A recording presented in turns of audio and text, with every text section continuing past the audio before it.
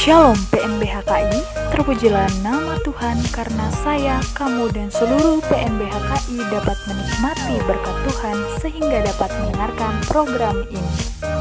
Berikut program kolaborasi berupa renungan mingguan yang merupakan program kerjasama PIP dan PID PNBHKI. Selamat mendengarkan.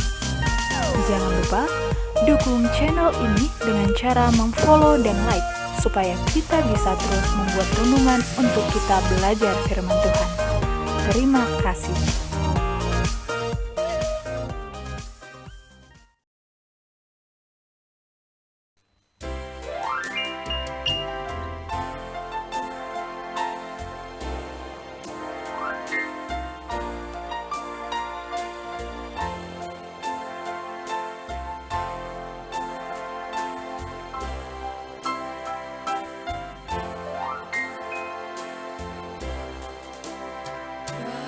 Ku cari damai, hanya ku dapat dalam Yesus.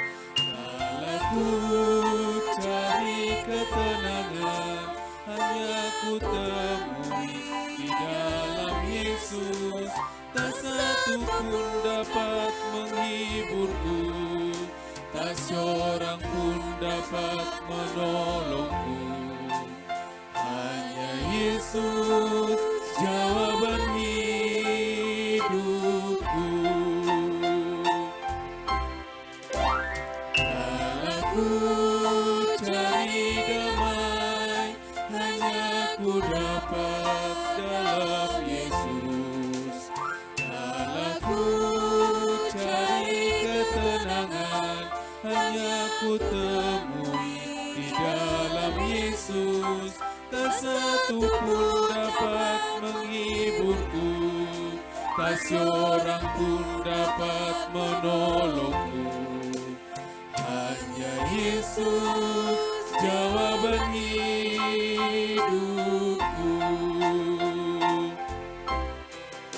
Bersamanya hatiku damai, walau dalam lembah kekelaman. Bersama Dia hatiku damai, walau hidup penuh tantangan. Tak satu pun dapat menghiburku, tak seorang pun dapat menolongku. Hanya Yesus, jawaban hidupku.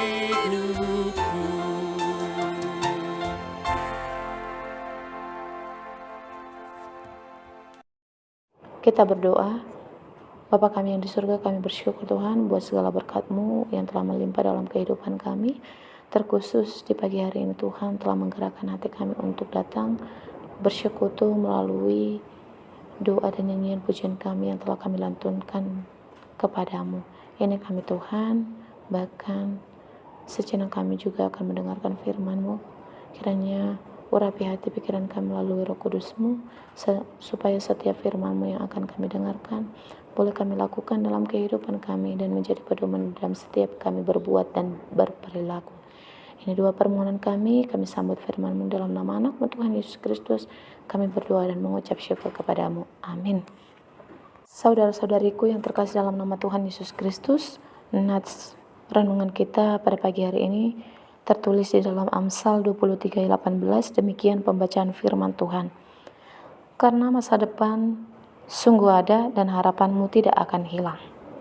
Salam sejahtera dan damai sejahtera dari Allah Bapa kita yang Maha Kuasa menyertai kita dan yang memberkati tetap kehidupan kita di pagi hari ini. Shalom bagi kita semua.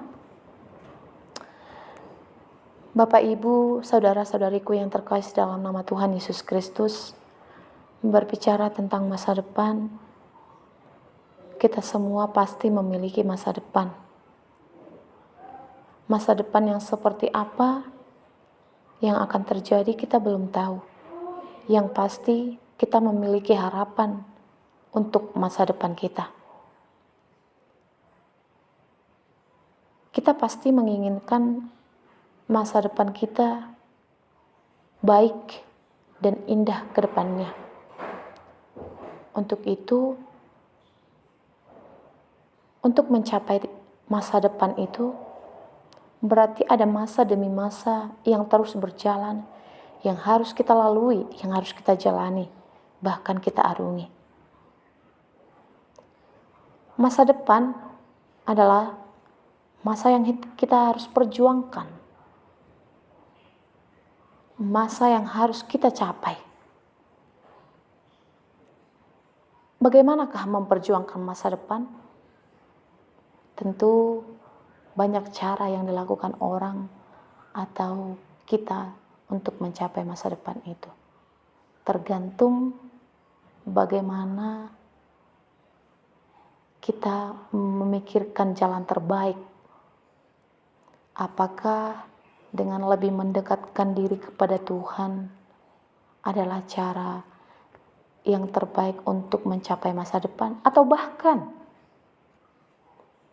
dengan cara pikiran, kekuatan, ataupun logika yang kita miliki akan lebih baik dalam mencapai setiap masa depan kita. Saudara-saudariku yang terkasih dalam nama Tuhan Yesus Kristus, masa depan berarti kita diajak untuk memiliki satu pengharapan. Pengharapan yang seperti apakah itu? Tentu kitalah yang menjawab itu di dalam pribadi kita, lepas pribadi. Harapanku dengan harapanmu berbeda. Bisa jadi harapanku, apa yang kuinginkan, apa yang kucita-citakan, apa yang kuharapkan, bahkan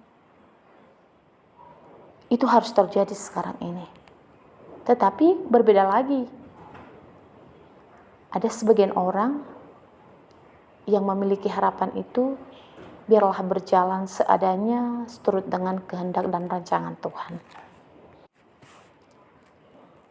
Harapan berarti adalah mimpi.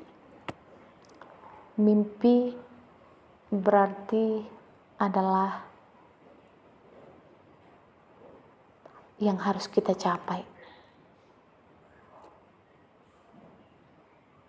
Yang menjadi pertanyaan, apakah semua mimpi itu harus tercapai?